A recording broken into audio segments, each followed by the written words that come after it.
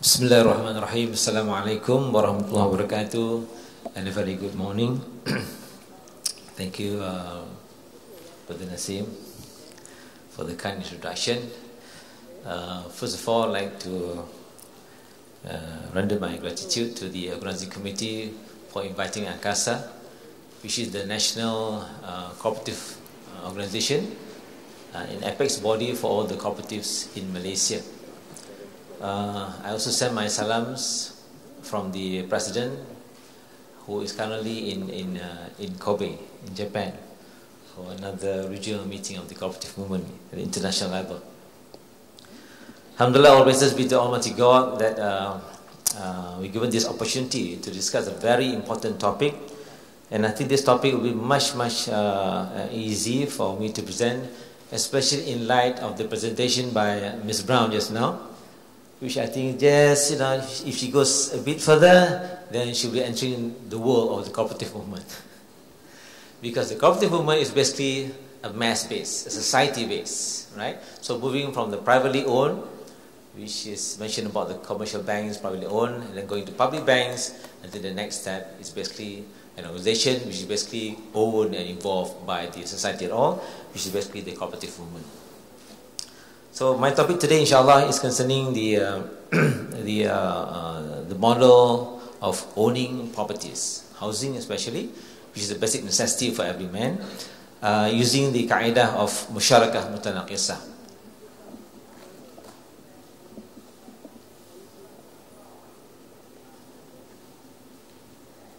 I hope I'm pressing the right button. Yeah.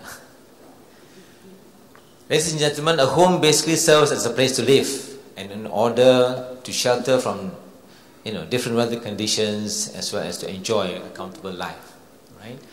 It should be constructed and can also be bought or can even be rented out, right? And since the cost of property is quite high, especially in Malaysia for the last couple of years, we have seen the price of properties shot up quite greatly, and not being able to understand the real factors that's caused all these properties to go up. But we're caught in between, and the rise in income has not been in cognizance with the increase in price of properties especially. So there is a need for financing either from the banks or more so from the co-ops. And the banks, I'm referring more to banks which are basically Islamic-based institutions which subscribe to the Sharia principles. Home financing involves a large portion of income and can take up a long repayment period. Conventional loan are basically riba-based, interest-based, right? With formulas like BLR, plus or minus, and initially they say it's minus with a discount, but at the end of the third year or the fourth year, they go back to the normal BLR, and after that, there's a premium charge on it, so all these marketing tactics already in the market to bring the customers into their own institution, right? Islamic banking, Islamic-based financing using contracts like BBAs or the ITAB, Ijara concept, and with certain profit earnings, of course. Either way, either it's conventional or the Islamic banking instruments, both will involve long installment repayment period, right? And the effect of which a long-term loan financing will be an increase or a more total repayment amount. Although the monthly repayment becomes smaller, but if you multiply by the increase in tenure, then we find that the total amount is going to be quite huge there. Right? There is a trend whereby the installment period becomes longer and longer and longer. What used to be short-term, 10 years, 15 years, now has even gone up to, can even go up to more than 50 years, like a 2-generation loans facilities, right? The father passed away, and then the loan is continued by this next generation. It's okay, the installments are still lower. Alright, in Japan and Hong Kong, repayment period has been extended for up to 60 years. Malaysia could in future be following the steps also. Now there's already an idea to extend the repayment period, so installments can be made by 2 generations. And the former Minister of Housing and Local Government has actually suggested that a 2-generation payment be considered in the 9th Malaysia Plan, so-called to help the low-income earners own a property. Okay, current finance scheme is limited to debt financing. either conventional or Islamic, both are basically debt instruments. Right? There's a contract there. One is the riba-based contract. The Sharia will basically be a buy and sell, but on a deferred payment. Therefore, it is a debt instrument. Longer payment terms is to ensure small monthly installments. Yes, I mentioned that just now. And in fact, the effect is that the same as conventional loans also. There's the need to consider other financing methods where they will not incur debt, long-term debt, huge amount of debt, and yet homeowners may still be able to purchase their dream homes. What is the alternative, or rather an option, is based on equity financing. Right? You get to own a home, own a house, but not on a debt basis, but on a partnership basis. Right? Equity financing is basically a partnership. And Musyarakah Mutanaqisah is the most practical method in housing products, or for that matter, I think any other kind of properties, right?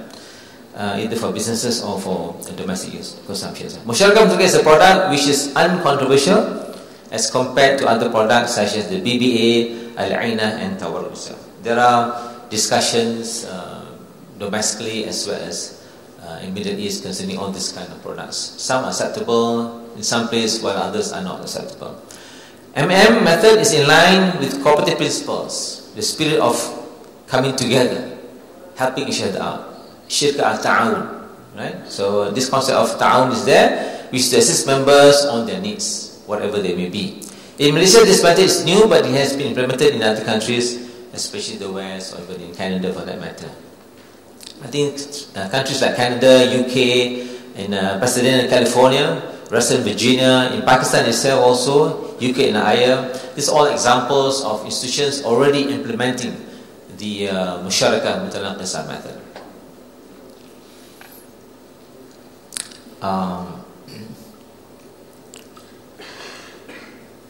The unique essence of it is a form of partnership between two parties. And the party one is basically the entity that will finance the project, and the other is basically the member, the client or the purchaser or the partner himself, right? Also known as partnership leading to ownership. Initially it's a partnership, but towards the end, the client will buy over the share of the financier, and ultimately the partnership diminishes. So also called as diminishing partnership. Different from BBA, Aina, and Tawarruk, which are based on hire purchase with delayed payment. And in one of the partner promises to purchase the equity share of the other partner gradually until the ownership title of the equity is completely transferred to him. Alright, this is an example of the looking at the characteristics of the itself. We can take, for example, the financial institution, the co-op will finance 90% of the purchase price, and the member comes up with a 10%. It can be 80-20 or any other kind of ratio on Musyarakah. And the customer agrees through a wa'ad contract to purchase the property, and the property is leased to the customer, either to the customer or to another party. Is not the main issue itself, right? The subject matter is the property, and if the customer wants to live in it, then he becomes the lessee to the house itself. This revenue will be shared according to the ratio prevailing between the co-op and the member. It can be evaluated from time to time, right? And not only the lease can be re-evaluated, even the property itself can be re-evaluated. The property is protected with takaful, with the purchaser bearing the normal maintenance costs. Whoever lives in the house, in the property, will take care of the normal maintenance costs, and the customer is allowed to buy the bank's, the co-op's share based on the current or an agreed price mechanism, or subject to re-evaluation from time to time. And customers are allowed to make renovations with approval from the financial institution itself.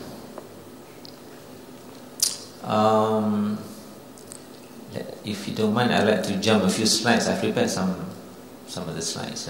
Excuse me for a while. Okay, let's go to the flow process of the Musyarakah Mutanaqisah.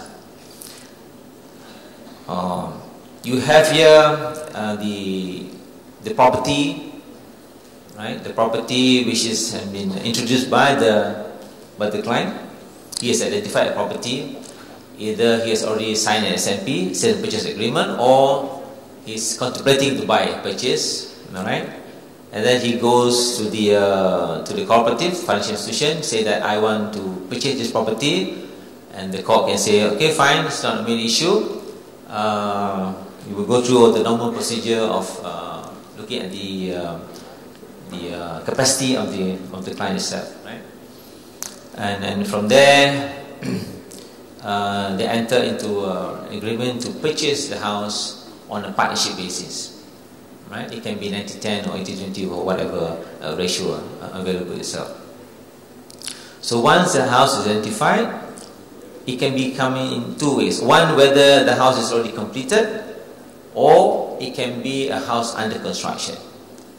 House under construction will have its own risk profile itself. Preferably, it is already a completed house, right? Just sign the agreement, pay to the developer. Here are your keys. You can enter the house. But if it is house under construction, we hope that the house will be completed on the schedule itself, based on the schedule. Alright, so once that is done, then the contract of the partnership is signed into, and the terms of the agreement itself have been scrutinized, right? The rentals, the takaful elements, all there, right? It's all there, right? And the mode of payment, how is it going to be paid, salary reduction, or over the counters, or standing instructions, whatever normal procedure is available in your own local society itself.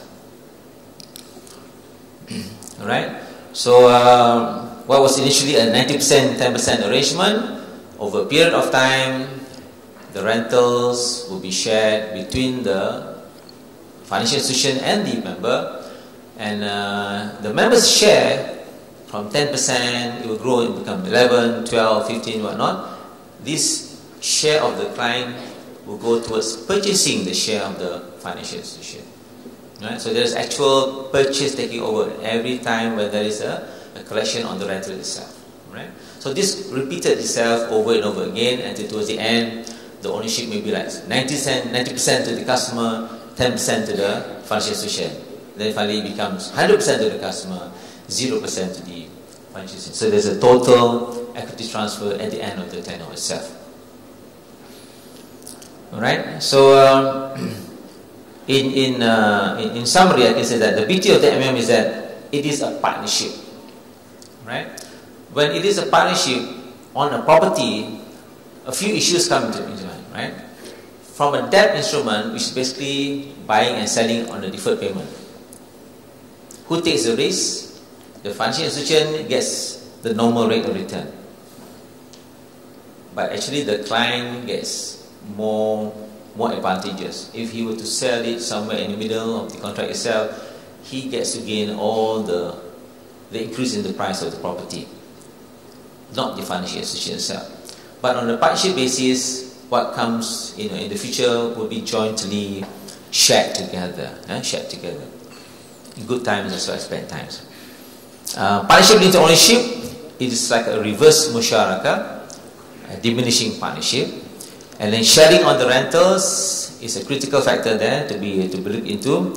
But the rentals, if I can say, as opposed to the normal mode of debt financing, the element of pricing is based on cost of funds.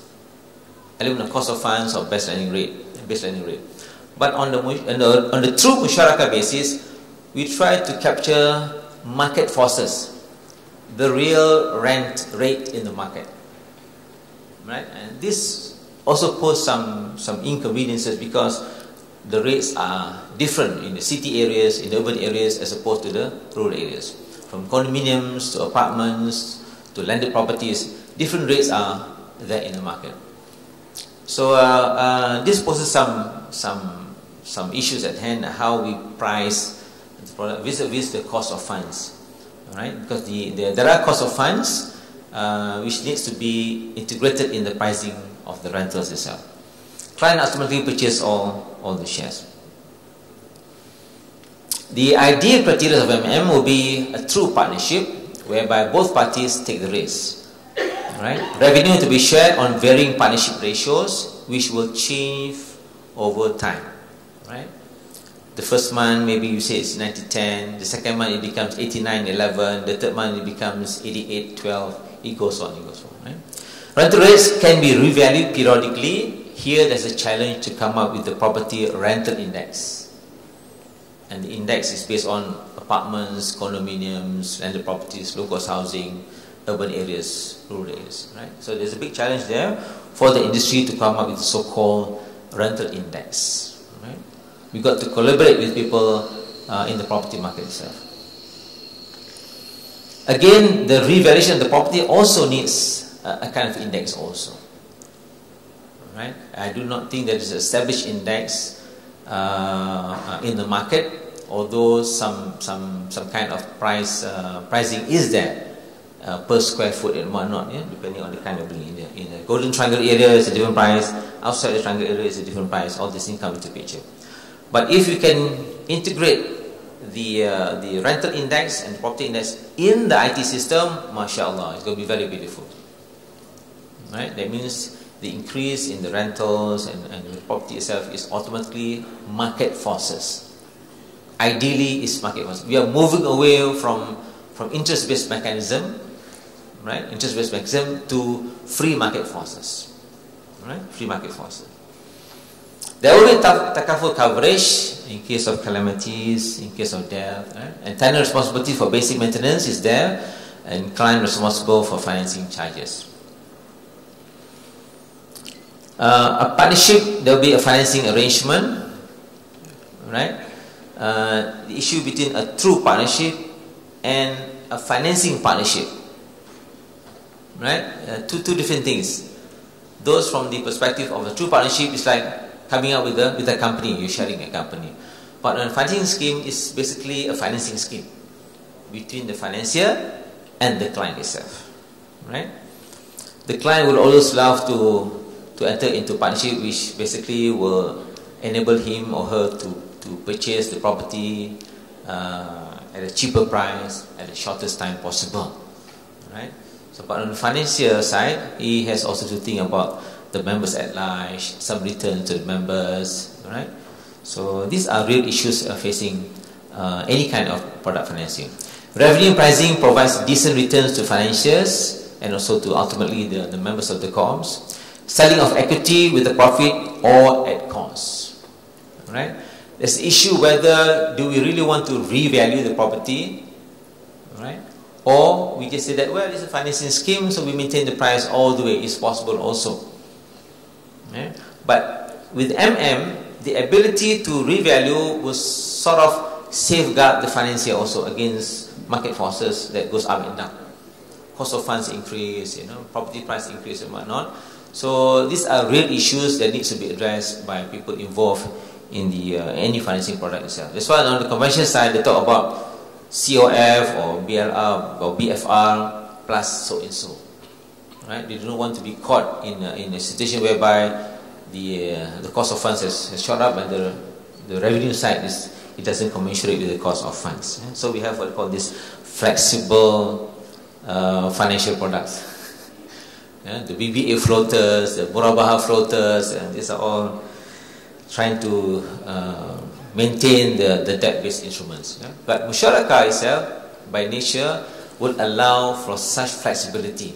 And it will be reflected not issue of the cost of funds, but the property itself will go up and down with market forces. That is the beauty. It is not something that will be manipulated. You can't manipulate the rents in the market. Right? Selling of rentals to incorporate normal margins and buyback to financiers also.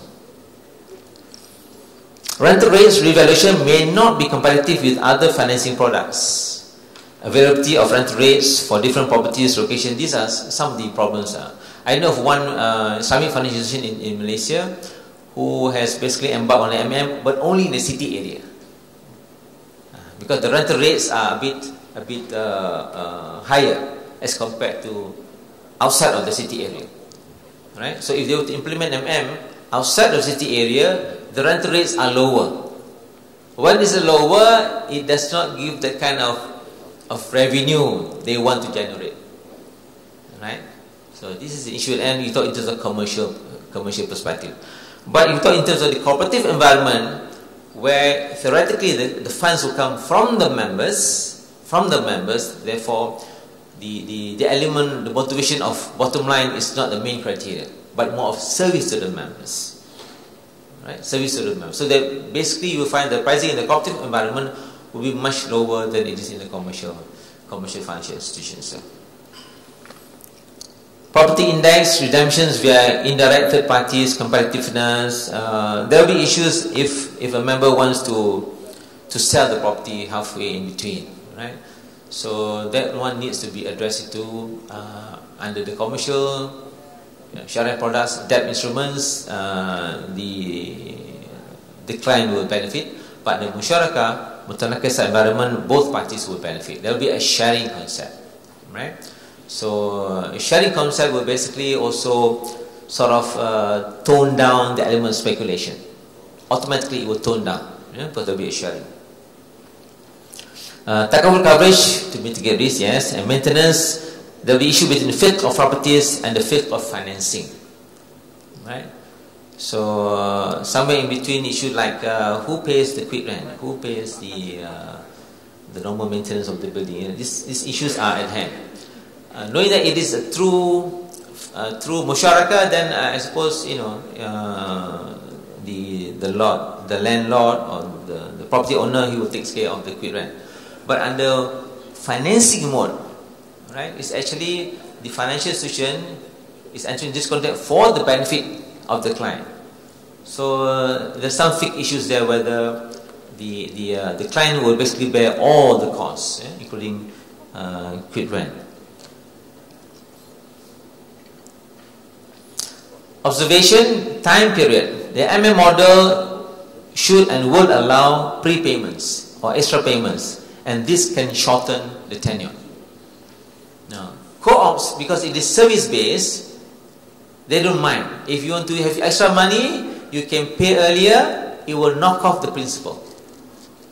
That means the system should be able to allow the member co-op, the client, to purchase the share of the co-op at any point of time, right?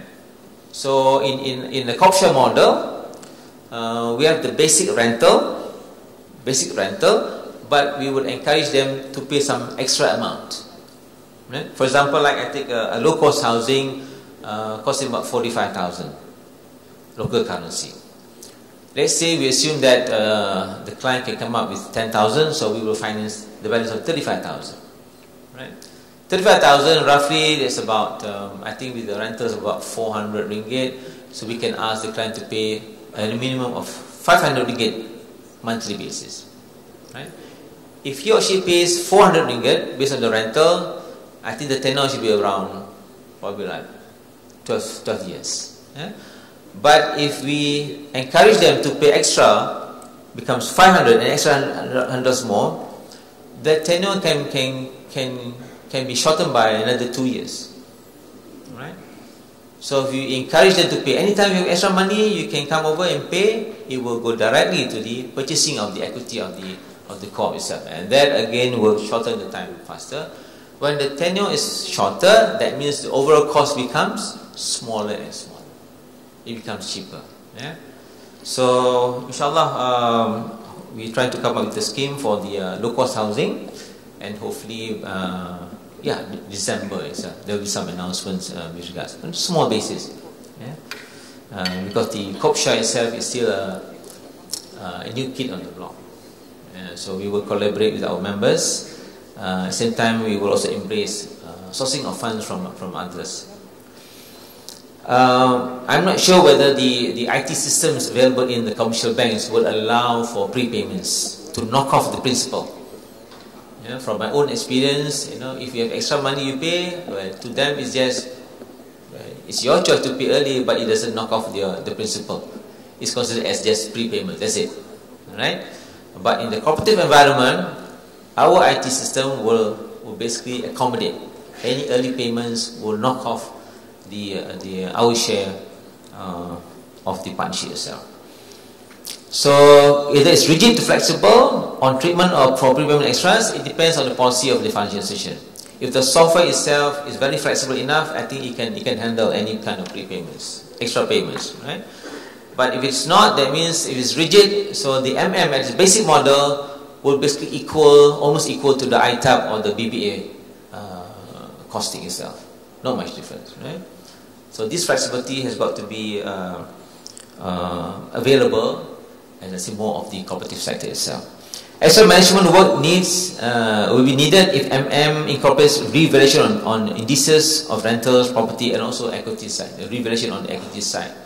So these are issues which I think to some institutions they are not really prepared. That's why you find in the market the MM offered are basically pseudos of the BBAs. They are not true MM in its true self, right? So I personally sit in the Malaysian Accounting Standards Board, and we did deliberate on the MM, and we have people from central bank encouraging the commercial banks to really integrate the true spirit of the MM in their products, rather than having MM, but it's actually another form of the BBA product itself. MM is new, needs information, expertise to manage unknown risks. Yeah? It is yet to be tested. Some banker will say, for as long as I live, I will never offer the MM. Why? Because it's a partnership. Can you really take your partner to the court? So these are some issues I think still lingering in the market. Yeah? It becomes market talk itself. But from our perspective, discussing with our legal and our Syariah people, I think we are able to sort of mitigate elements of the risk itself. Basis of return to financier may be on rentals and revaluation, and also property values and revaluation. Two main things.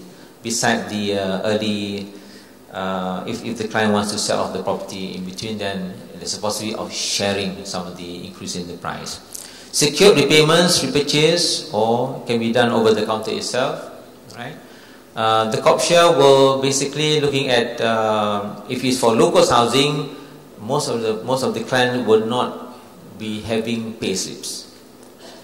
They will not be employed, right? They will basically self-employed.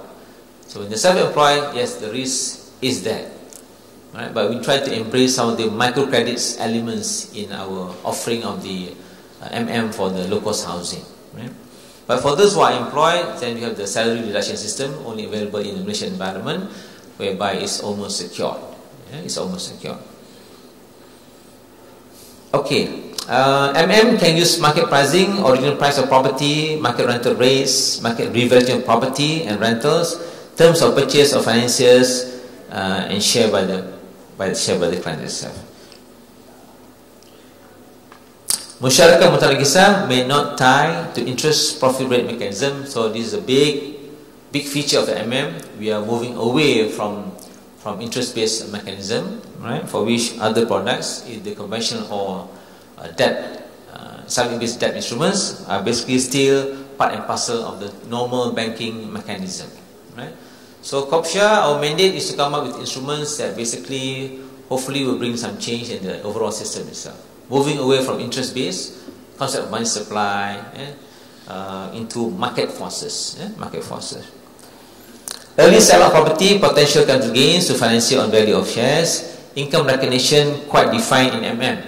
There is no arbitrary pricing of products. If it's real market-based, rental rates are already there in the market, right? So when we had a discussion with our potential customers, they said that, mashallah, it's something different for us. If I have extra money, I will pay, then it will reduce. And since the amount is just about 35,000 ringgit for local housing, cross-subsidized by the government, they say, oh, it's just like buying a car. I get to own a house just like buying a car. 8 years, I can get a house. So looking at the brightly smile face, makes your heart feel very nice, very comfortable. Okay, so there's no tricks, there's no rule of 78 or arbitrary kind of pricing. It's all market forces. Market forces. So, total profit to the banks can be higher even though period may be shorter and clients get ownership faster and cheaper too. Right? So is also open to other forms of application, not only for housing, even for shop loans or other kinds of properties, land and whatnot. It is possible to share with the client using the Musyarakah Mutanaqisah. Right? So this is some of those efforts undertaken by Angkasa through the cooperative, the CTP, the Cooperative Transformation Program, is to come up with a financial institution.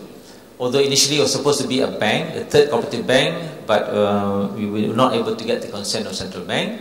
So the mandate from the Board of Trustees of Angkasa is to proceed with the agenda as a financial co-op, as a national financial co-op, but coming from an academic with principles and understanding the knowledge of Islamic banking, finance, administration, I do not wait until all the funds come just from the members, right? As opposed to Ms. Brown's presentation just now, where it is possible to get full support from public at large. In the Malaysian environment, history has shown that some of the things which have been proposed has not been really performing well. So from our perspective at COPSHA, we've already undertaken some roadshows and whatnot. So our membership within a year, we're able to get almost 250 co-ops, right? So that basically becomes the second biggest secondary co-op in Malaysia, right? So, but the mandate is to do Islamic banking services as well as non-Islamic banking services. And through the COPSHA network, we will be basically not working on normal banking basis. We will just wire up all the member co-ops. Right? So immediately 250 co-ops becomes our branches, right? So we will cut down all these costs. So all matters like IT and whatnot is basically on a Musyarakah basis also. Our IT provider will enter into Musyarakah agreement with us, but not It's pure Musyarakah arrangement, alright? So it's not like a vendor-client arrangement, right? So we bring down the price further, and our commitment to our members is that on financial services is basically services. And to spearhead the transformation, the mandate is to look also into the possibilities of venturing into other forms of business activities, industry-wise, agriculture, oil and gas, and whatnot. Right? So these are the real business activities, and the returns will also cross-subsidize the financing activities for the members, benefit of the members. Right? So by having all this IT system, all the costs will be wired up, basically. And finally, products will roll out to the individual members of the primary corps itself. So we will have savings accounts, like what Ms. Brown has mentioned. It's not a public bank, but it's going to be a public-owned cooperative. Right? Just be a member of any of the co-ops itself, and I think in a matter of time, inshallah, it will become really a national financial co-op, and we'll be able to provide the kind of services, including the not only for the low-cost housing, for any sector itself, middle class, upper class, through the Musyarakah Mutanaqisah methodology, inshallah. Alright? So, inshallah, I hope it has been quite beneficial. Conclusion, I think I said more than what I can say already. Thank you very much. Assalamualaikum warahmatullahi wabarakatuh.